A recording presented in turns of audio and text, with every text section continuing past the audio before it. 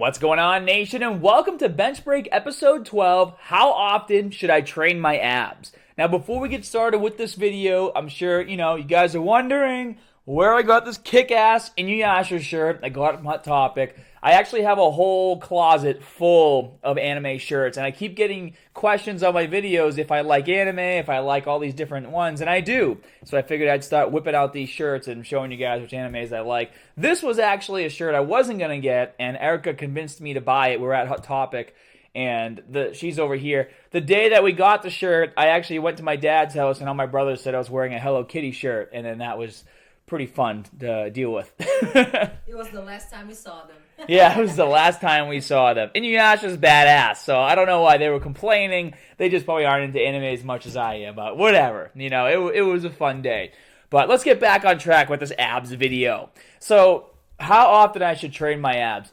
This is a question that I'm asked a lot, and being in the fitness industry as long as I have, I've heard many different answers and explanations. So here's my disclaimer, guys. Everything I say here is based on a mix of research, my experience with my own body, and my experience with clients. Not one thing works for everyone because we're different.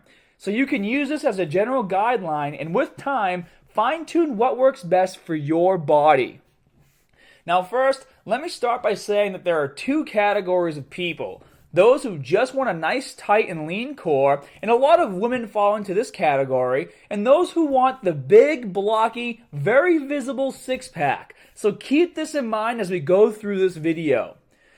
Now let's start talking about what types of exercises to do. Now I've seen people say that you never have to train abs because they're worked hard enough during intense compound lifts like squats or deadlifts. I actually talk about that in this video right here.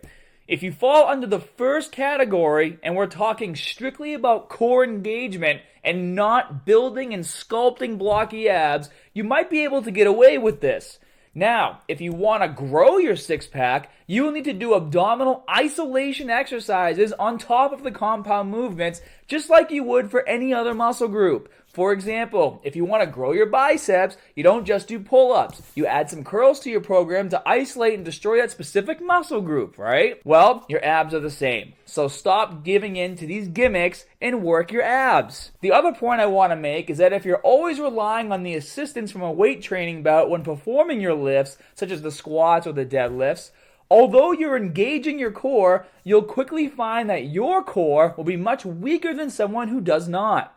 There is nothing wrong with using a belt, nation. Just understand that the more you use it, the more you need to spend time training your entire core, which consists of your abs, lower back, and obliques, to make it stronger. The best thing to do would be to train without a belt when doing your lighter sets, and only use your belt when you get into your heavier, more intense sets. Now let's talk about frequency. I've found that abs are a lot like our calf muscles. They need a lot more volume in order to grow. So I myself do not do abs just once a week. I actually hit them 4 times a week, and I separate my ab days into an upper and lower ab workout, and another day focusing on lower and obliques.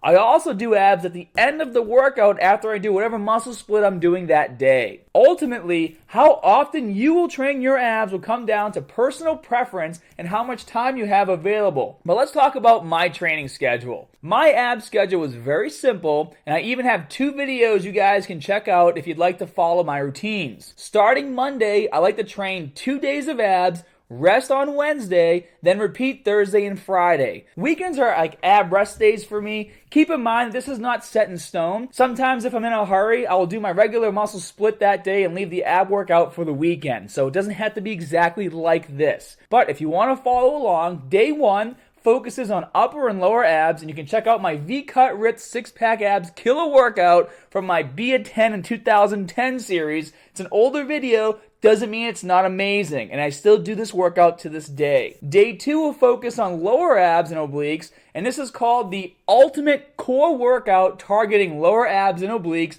once again a part of my Be a 10 in 2010 series for those of you who haven't seen it. Now, there's a lot of debate that you cannot target upper or lower abs because the rectus abdominis is one big long muscle. To these people, I say lie on the ground and perform a reverse crunch with a 25-pound dumbbell between your feet and tell me what part of your abs hurt the most. In addition to this, I'm also not claiming that if I'm focusing on lower abs, that the upper portion isn't being worked. At the end of the day, both areas are activated, but we can be creative and perform exercises that will target the area we intend to work more. The reason why I have one day to focus on lower and upper and the other to focus on lower and obliques is because it's my belief that you're targeting upper abs the majority of the time when training, and if you really want to bring out the lower portion, they need to be focused on a bit more. In fact, one of the most common questions I get is, Scott, how do I bring out my lower abs? Now guys, obviously a low body fat percentage is key here,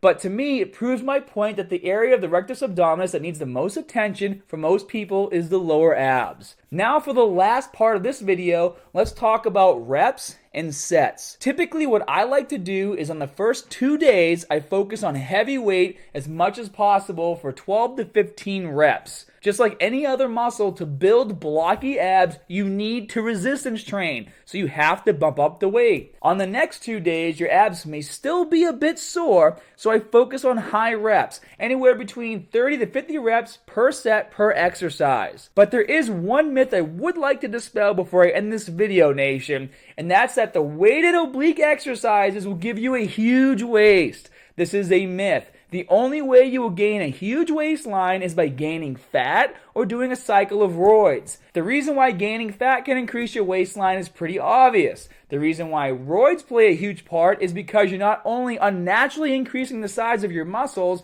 but your internal organs as well. It's called a roid gut or a distended belly. Now let me make it clear, guys, I'm not judging anyone who uses roids. It's your decision and I respect that. It's just a point I need to make for those of you who are watching this video who might be new to bodybuilding and are afraid of increasing your waist size. If you'd like to learn more about information about this topic, guys, I talk about it here. This is a video I did a little while back, but it goes over all of this and has a lot of great info for you guys to listen to.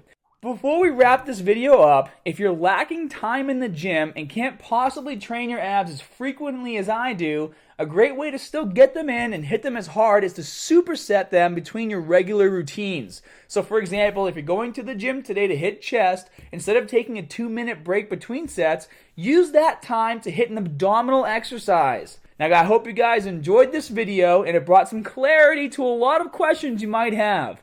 Be sure to show some love by hitting that like button and subscribing for more videos. And if you haven't signed up for my lean muscle system yet, I'll put a link right here so you can jump on the waiting list and be ready for the next release of the program. And for those of you who are looking for a community of people who are all about making gains, supporting each other, and being all around just great people to hang out with, be sure to join us on muscularstrength.com. What's your maximum output?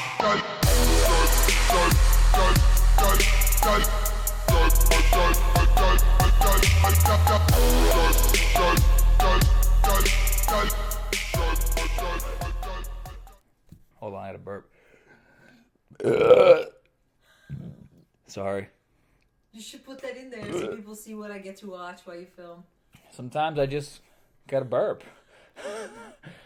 Babe, And I'll explode makes you burp a little bit. It's not sexy, babe. Ano explodes very sexy.